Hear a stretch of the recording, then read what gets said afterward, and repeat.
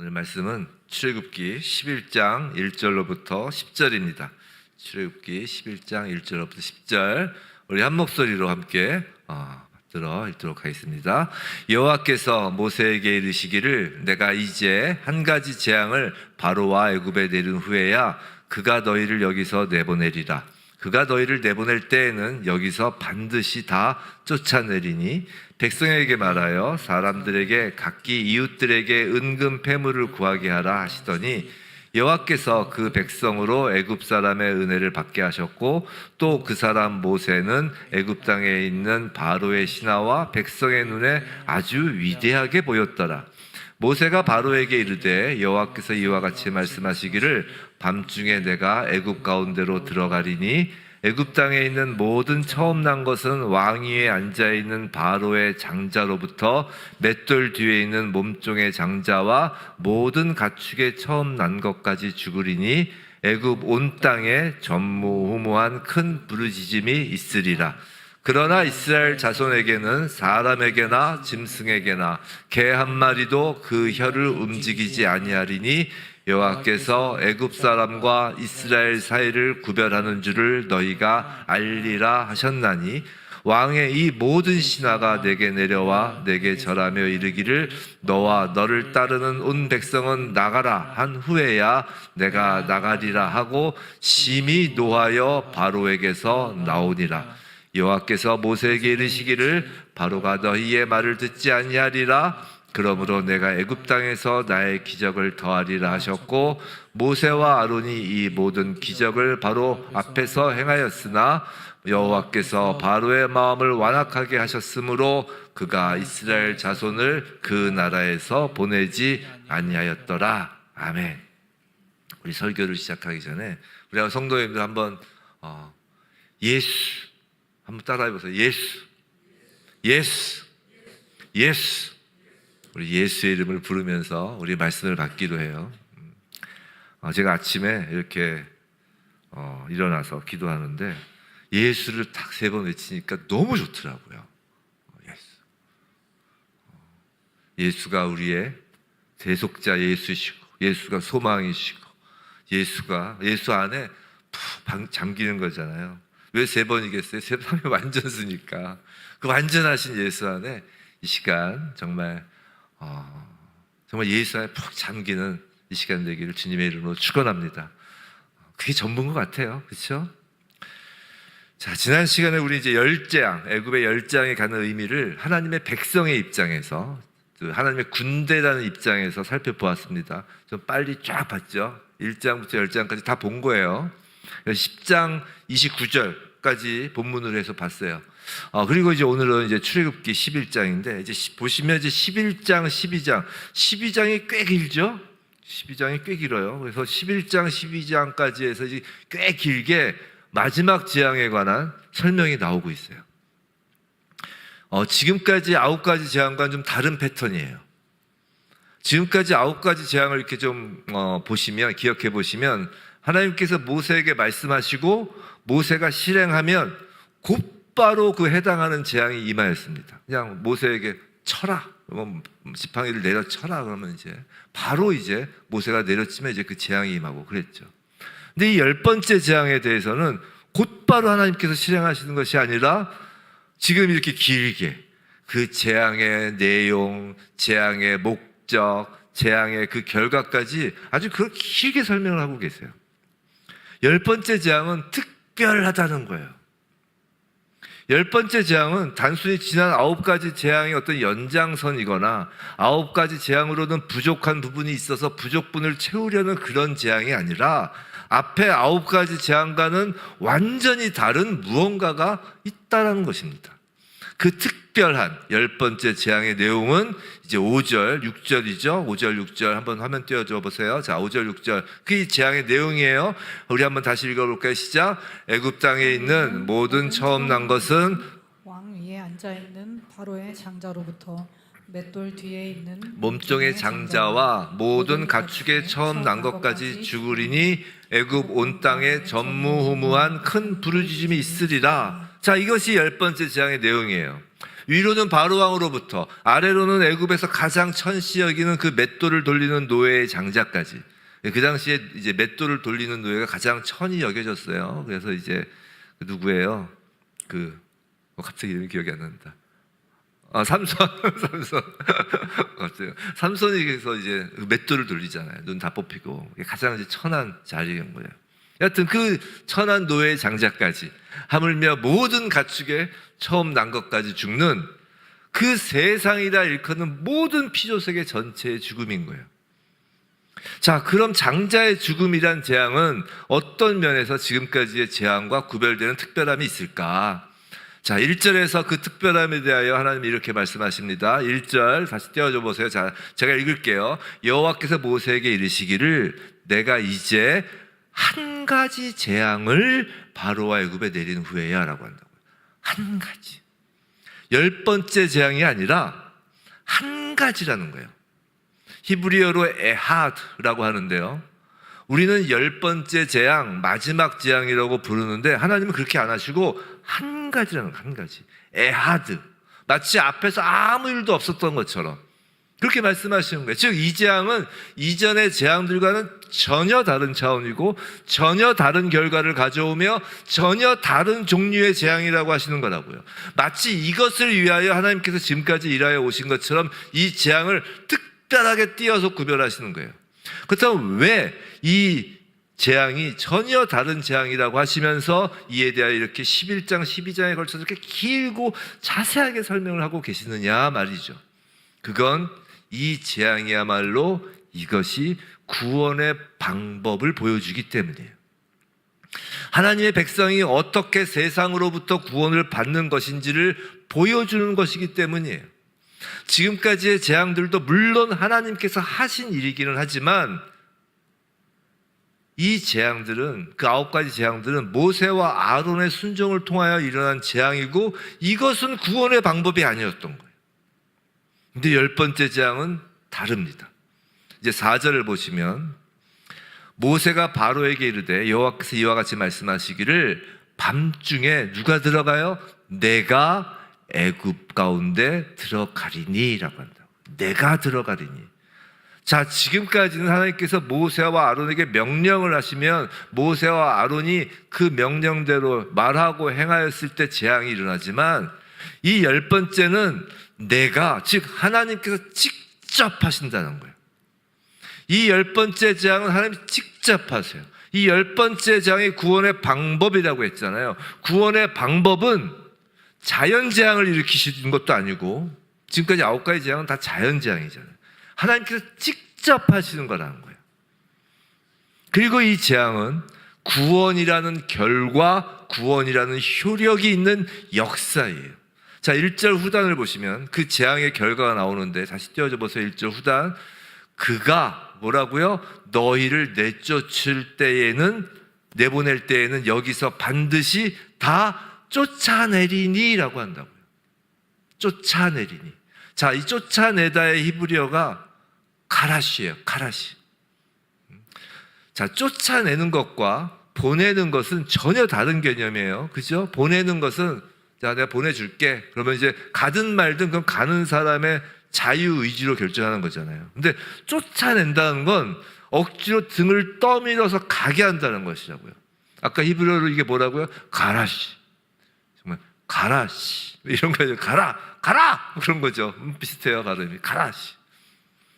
애굽 사람이 마음이 좋아서가 아니에요. 애굽 사람들이 하나님의 권능에 덜덜 떨어서 제발 나가달라고 하는 거라고요. 하나님의 강권적 일하심의 표현입니다.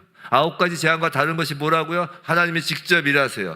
하나님이 직접 일하시는데 하나님의 강권적 일하심으로 구원이라는 결과가 나타나는 재앙이라는 것이에요. 근데 이 제발 나가달라, 이 쫓아낸다라는 것은, 이 말씀은 여기서 처음 나온 것이 아니죠. 이미 하나님께서 예전에 모세에게 하신 말씀에 있었어요.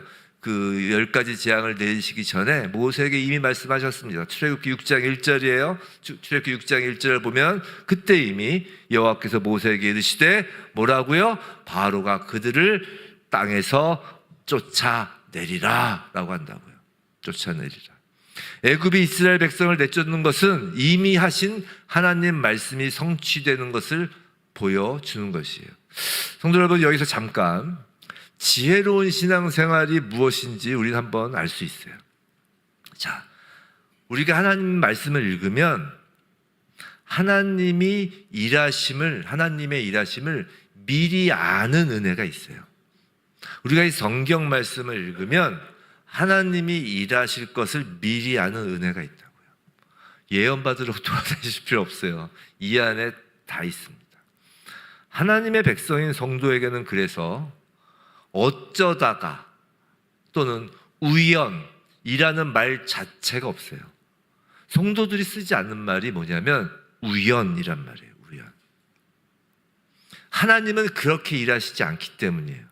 하나님은 어쩌다가 일하시거나 우연히 무엇인가가 발생하도록 일하시는 분이 아니에요. 하나님은 미리 계획하시고 그 계획을 말씀하시고 말씀하신 대로 이루신다고요. 이것이 하나님의 전지전능하심의 개념이에요. 계획하시고 말씀하시고 그대로 이루시는 것, 이것이 전지전능하심이에요. 하나님께서 미리 벌어질 일을 아시는 개념이 아니라 하나님이 계획하시는 것이 벌어지는 거예요. 그래서 지혜로운 사람은 하나님의 말씀에 집중하는 것입니다. 그래서 지혜로운 사람은 기도에 집중하는 거예요. 왜냐하면 그래야 하나님의 말씀을 알아먹으니까요, 우리가. 그리고 그 말씀에 순종하려고 애를 쓰는 거라고요. 거기에 하나님의 말씀대로 이루어지는 은혜가 임하는 것을 알기 때문이죠. 똑같이 교회를 다녀도 두 부류로 분류가 돼요. 누구는 말씀을 듣고 또 듣고 또 듣고 기도하고 그러면서 그 말씀을 깨닫고 그 들은 말씀에 순종하려고 애씁니다. 또 다른 부류는 누구는 말씀을 듣지도 않고 들어도 순종하지 않죠. 듣고 순종하는 자에게는 은혜가 임하고 듣지도 않고 순종하지도 않는 자에게는 화가 임하는 거예요. 가만히 생각해 보면 똑같이 교회를 다녀도 하나님에 대한 평가가 사람마다 다른 거 아세요?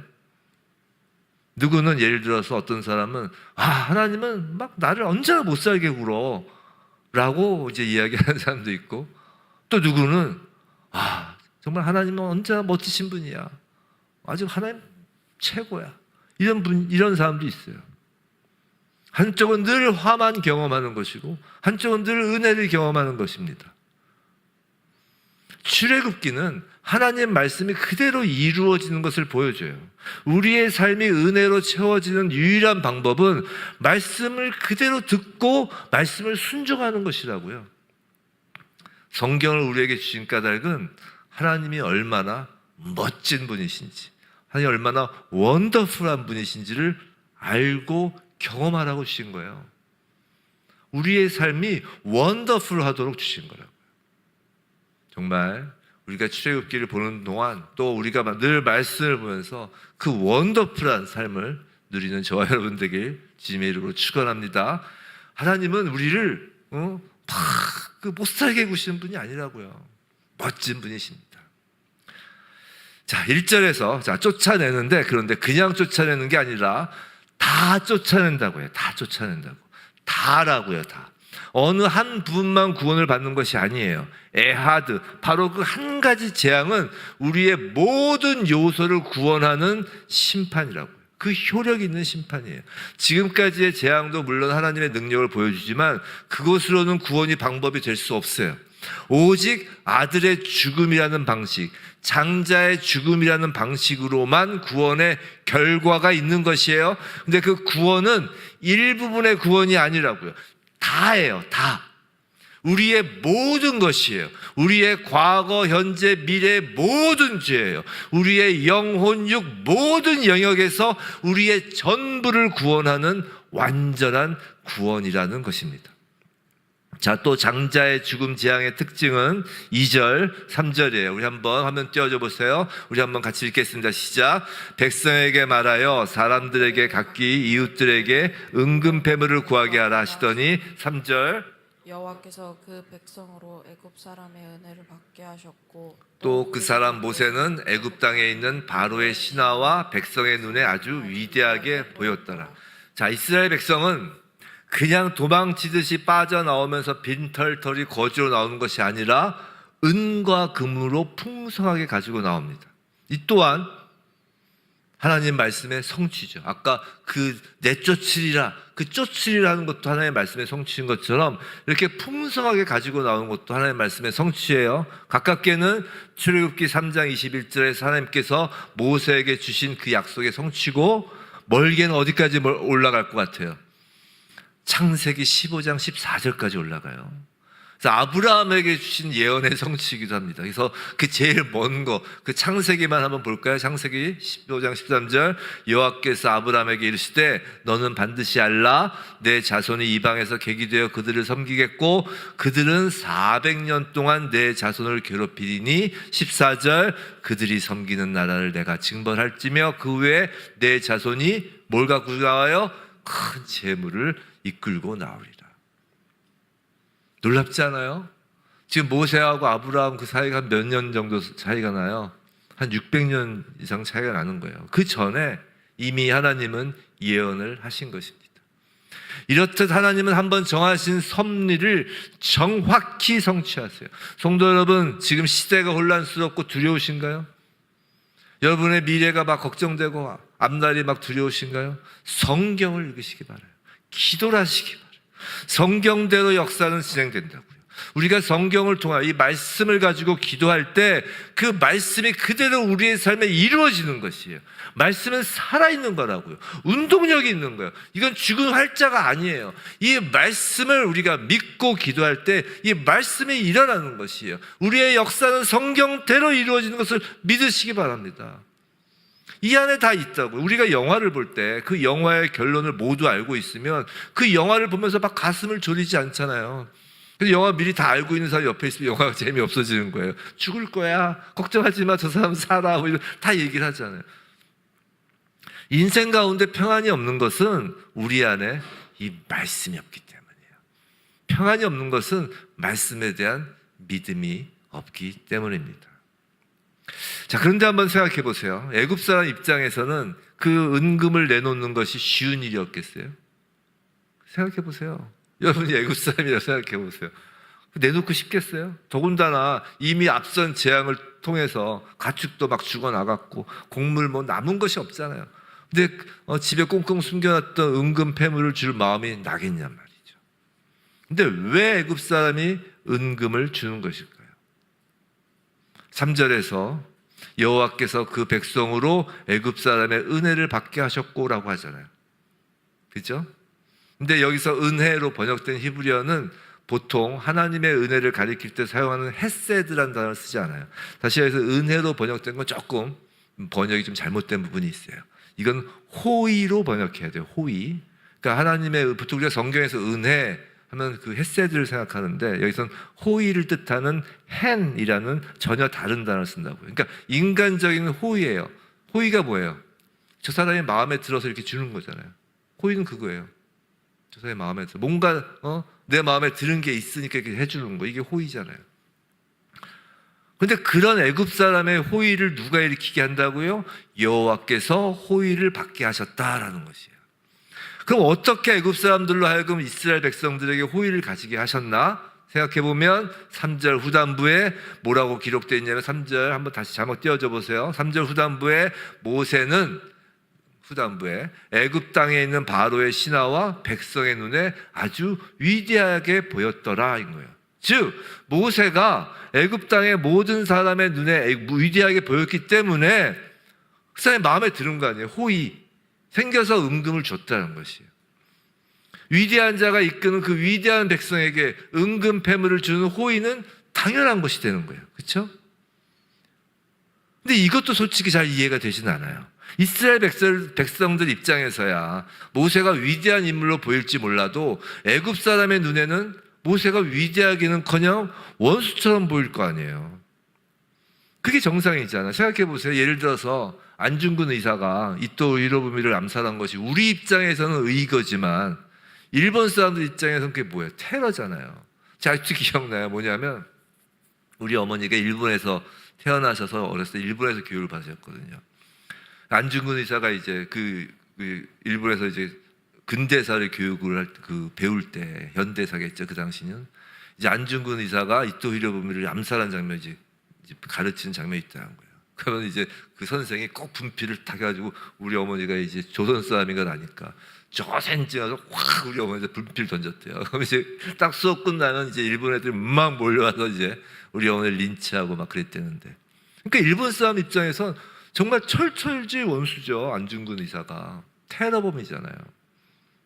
이토 히로부미는 일본 사람 입장에서 큰 영웅이었거든요, 당시에. 근데 애굽 사람 눈에 지금 모세가 위대해 보인다는 거예요. 모세도 마찬가지잖아요. 뭐 다 그냥 뭐 가축이니 다 죽어 나갔는데 모세가 애굽 사람 눈에 위대해 보인다. 무엇으로요? 장자의 죽음으로 말미암아 위대해 보인다는 거예요. 이런 거예요. 지금 밖에서 애굽을 바라볼 때 우리가 한번 객관적으로 외부에서 이렇게 애굽 상황을 본다고 쳐봅시다. 그럼 애굽 안에서 애굽과 이스라엘 백성이 싸우는 것으로 보이는 거예요.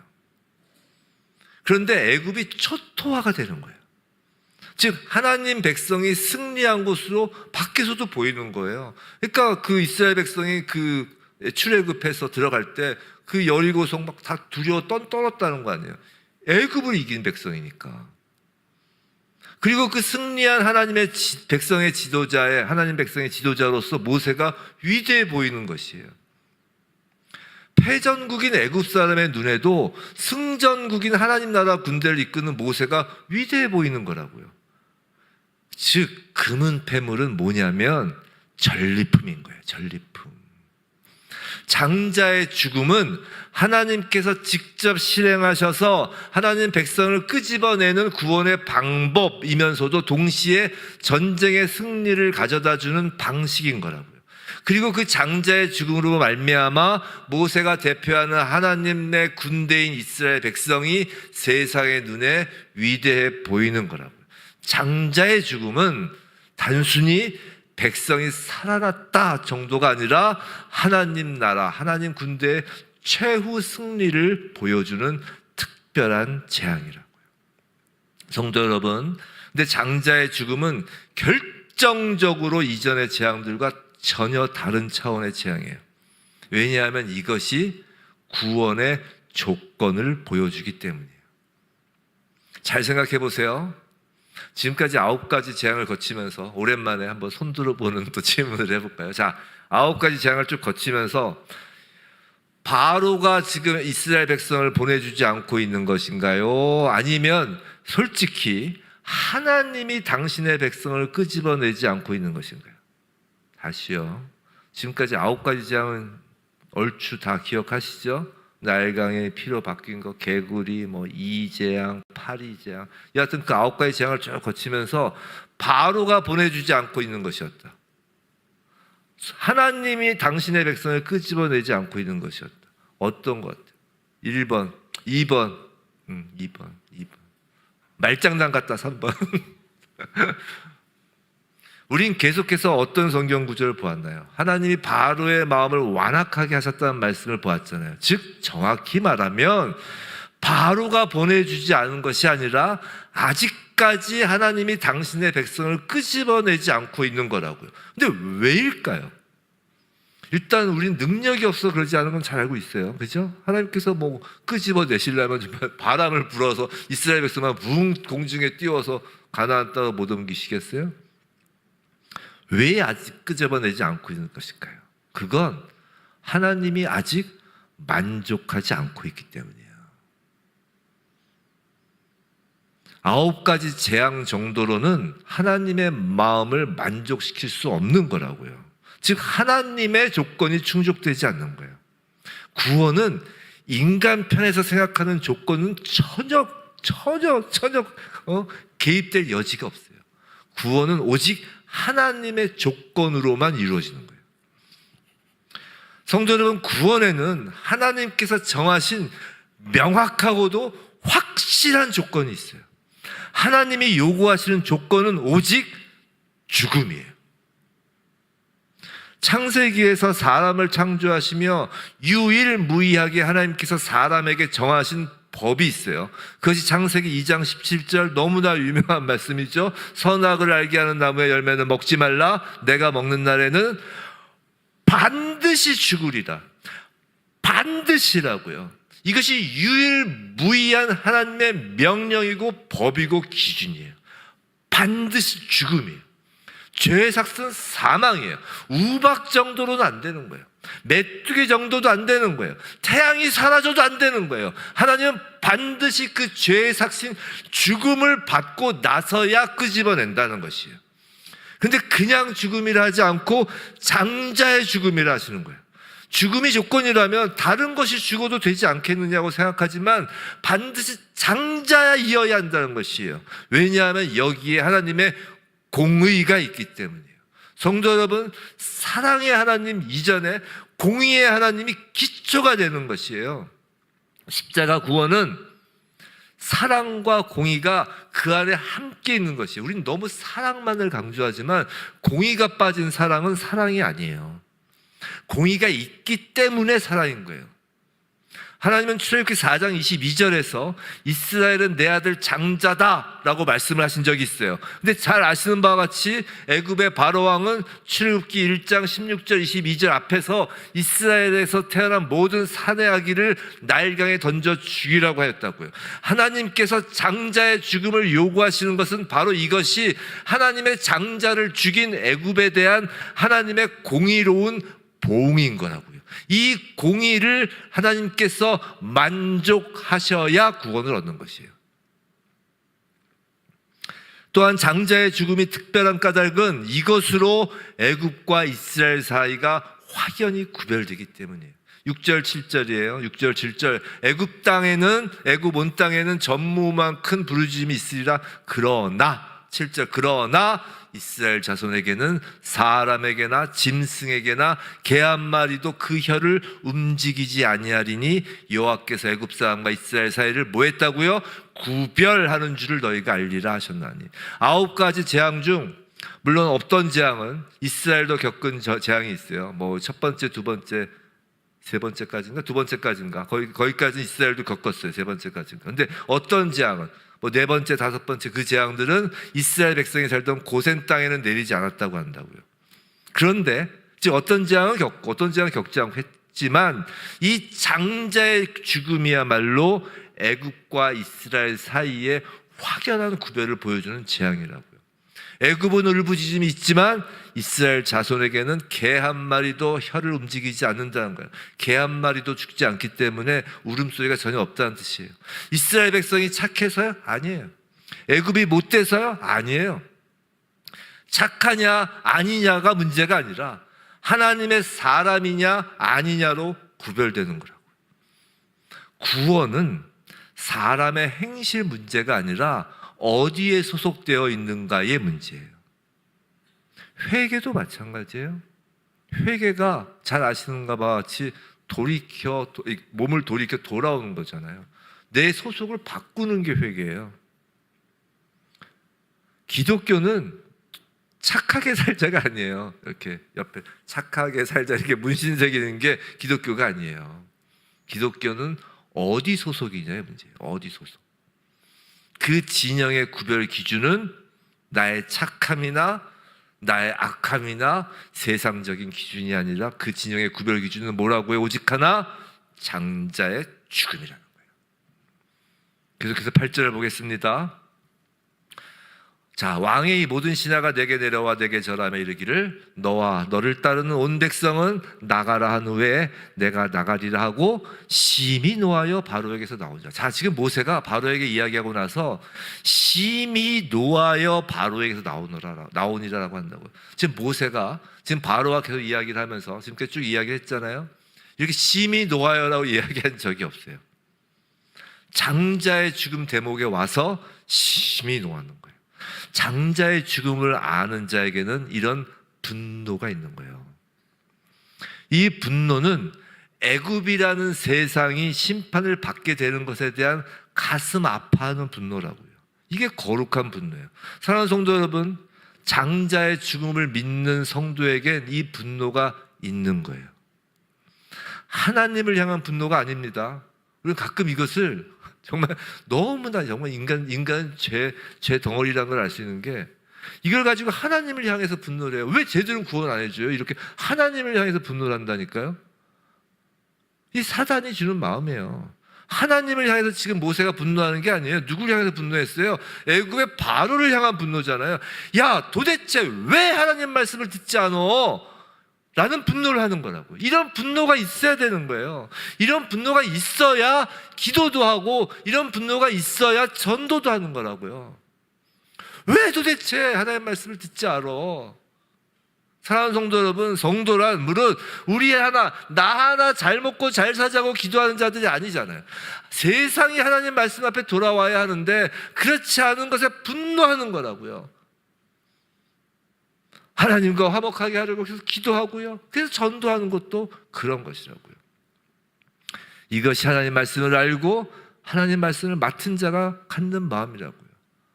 아까 시작할 때 광고를 제가 깜빡 빼먹고 안 했는데, 이제 다음 주 주일, 그죠? 우리 전도생 어디 계시죠? 다음 주 주일 오후부터 이제 가스펠을 합니다. 그죠? 맞죠? 다음 주 주일 맞죠? 주일날. 아마 매주 주말에 토요일, 이번 주만, 네, 다음 주만 이제 주일날 하고, 아마 토요일날 가스펠 한다. 이게 가스펠 한다는 게 뭐야? 아니, 가스펠이래. 버스킹, 버스킹을 한다는 거예요. 요 1층에서 버스킹 하는 게 뭐예요? 이 가로수길에, 이 세상에, 그 세상에 대한 분노예요. 아, 좀 들어라. 그 이상한 음악만 듣지 말고 이 복음을 좀 들어라. 아름다운 찬송을 들어라. 우리 전도하는 마음은 바로 그런 거룩한 분노로 하는 거예요. 왜요? 하나님의 공의가 들어오니까. 우리 안에 하나님의 사랑만 품는 게 아니에요. 공의도 품으니까. 근데 성도 여러분, 장자의 죽음이 특히 성도인 우리에게 특별한 이유가 무엇인가요? 이것이 구원의 실제를 보여주잖아요. 우리는 알잖아요. 구원의 실제라는 것은 장자의 죽음을 통해 하나님의 아들 독생자의 죽음을 보게 된다는 거잖아요. 이제 앞으로 그것을 쭉 이야기할 겁니다. 12장 이제 유월절 나오고 무교절 나오면서 우리가 이 구약의 애굽에서 나타나는 그 재앙을 진지하게 보는 이유는 그 안에서 성경이 우리에게 구원을 가르쳐 주기 때문이잖아요. 이 한 가지 재앙이라고 하시는 그 한 가지 재앙을 통해, 장자의 죽음을 통해 이스라엘 끄집어내시는 것과 같이 하나님의 장자를 죽임으로 우리를 구원하시는 걸 우리는 알잖아요. 단순히 끄집어내는 것이 아니라 우리를 승리케 하시는 걸 우리는 안다고요. 장자의 죽음은요, 반드시 있어야 하는 것이었어요. 필연성을 갖고 있어요. 하나님은 자신의 아들을 내어줄 수밖에 없는 것이라고요. 이 인간들의 연약함, 이 인간들의 죄악으로 인한 이 필연성이라고요. 이 필연성 안에서 하나님은 하나님의 백성을 구원하기 위해서는 자신의 독생자를 내어주실 수밖에 없으신 거라고요. 그분의 성품과 그분의 그 공의와 사랑, 그 성품 때문에 주어진 그 유일한 조건이라고요. 다른 어떤 것으로도, 전 세계에 있는 모든 강이 피로 변한다고 해도, 하늘에 우박이 하루 종일 떨어진다고 해도, 메뚜기가 전 지구를 덮는다고 해도 하나님의 백성을 구원할 수 없어요. 하늘의 태양이 사라진다고 해도, 별들이 모두 떨어진다고 해도, 모든 피조세계가 무너진다고 하여도 그것으로는 하나님의 백성을 구원할 수 없다는 것이에요. 생각해 보세요. 하나님 입장에서, 여러분이 하나님 입장에서 생각해 보세요. 물론 하나님이 될 수는 없지만 하나님 입장에서 하나님이 만든 피조세계를 다 없애는 것이 쉽겠어요? 아니면 독생자 예수 그리스도를 십자가에 달리시게 하는 게 쉽겠어요? 하나님 입장에선 전 우주 세계를 없애버리는 게 훨씬 더 쉬우신 일이에요. 하지만 하나님의 장자를 죽음에 내놓는 것밖에 다른 방법이 없다는 것입니다. 하나님은 이 한 가지 재앙, 그 애아들을 예수 그리스도에게 쏟아 부으시고 우리를 구원하신 거라고요. 성도 여러분, 우리가 예수 그 이름을 부를 때 그 하나님의 그 사랑이, 하나님의 그 공의가 우리 머리 위에 쏟아지는 거라고요. 애굽 온 땅이 통곡할 때 하나님 아버지의 통곡이 있었어요. 그 예수 그리스도의 핏값으로 살아가는 우리입니다. 사랑하는 성도 여러분, 제발 장자의 죽음을 남 얘기처럼 여기지 마세요. 바로 우리의 이야기입니다. 이건 머리로 이해할 영역이 아니에요. 제가 아무리 이렇게 강대상에서 설교를 한다고 해도 머리로 이해할 영역도 아니고 감정으로 공감할 영역도 아니에요. 생각해 보세요. 정말 솔직히 생각해 보세요. 옆집에서 이웃 사람의 장자가 죽었다고 쳐보세요. 옆집에서 그 사람, 그 집안 사람들이 통곡을 할 때 그 어느 누구도 섣불리 그 죽음의 고통을 이해한다고 말할 수 있는 사람이 없어요. 그렇잖아요. 옆집에 장자가 죽어서 통곡한다고 해서 아무리 가서 위로하고 같이 눈물을 흘린다고 해서 나도 그 아픔에 공감한다고 말할 사람 없다고요. 말할 수 없어요. 하물며 하나님의 아들 예수 그리스도가 십자가에서 죽었습니다. 이건 이해의 영역이 아니에요. 공감의 영역도 아니에요. 오직 그 십자가, 그 보혈 안에 들어가는 것 밖에 다른 길이 없는 거예요. 장자의 죽음에 연합되는 것, 그 이외에 다른 방법은 없어요. 그것을 믿음이라고 하는 거예요. 내가 메시아입니다. 이게 믿음이 아니라 장자의 죽음에 연합되는 것이 믿음이에요. 오늘부터 대림절이라고 했죠. 이제 얼마 안 있어 성탄절을 맞습니다. 하나님의 장자가 이 땅에 오신 날을 기념하는 거예요. 하나님이신 예수 그리스도가 직접 구원하시기 위해 오셨어요. 우리의 영혼육, 과거, 현재, 미래 모든 죄 다 내쫓으시기 위하여, 그 죄를 다 내쫓으시기 위하여 모든 죄를 사하시고 모든 부분을 구원하시기 위해 오셨어요. 하나님의 최후 승리를 완성하시기 위하여 오셨어요. 죄의 삭신 사망을 멸하시기 위해서 오셨어요. 세상과 하나님 백성을 구별하시기 위해서 오셨어요. 끝까지 하나님 말씀을 듣지 않은 그 세상을 보시고 너무나 안타깝고 답답하고 노하셔서 오셨어요. 궁극적으로 그분은 죽기 위해 오신 거라고요. 성탄절은 예수 그리스도가 죽기 위해 이 땅에 오신 날이에요. 아마 성탄절까지 희수의 처치 주일 강단에서는 이제 장자의 죽음, 유월절 이야기가 계속될 거예요. 진도가 그렇게 돼 있어요, 그죠? 제가 의도한 건 아니에요. 그렇다면 대림절 이 시기에 무엇을 하시렵니까? 대림절 이 시기에 정말 중요한 게 무엇입니까? 이 하나님 말씀에 비추어 우리가 어디에 속하였는지를 계속하여 확인하는 거예요. 우리가 하나님의 장자인 예수 그리스도의 죽음에 속한 자인지 여부를 확인하는 거예요. 우리의 머리가, 우리의 심장이, 우리의 팔과 다리가 예수, 바로 하나님의 장자의 죽음 안에 있는지 확인하는 것입니다.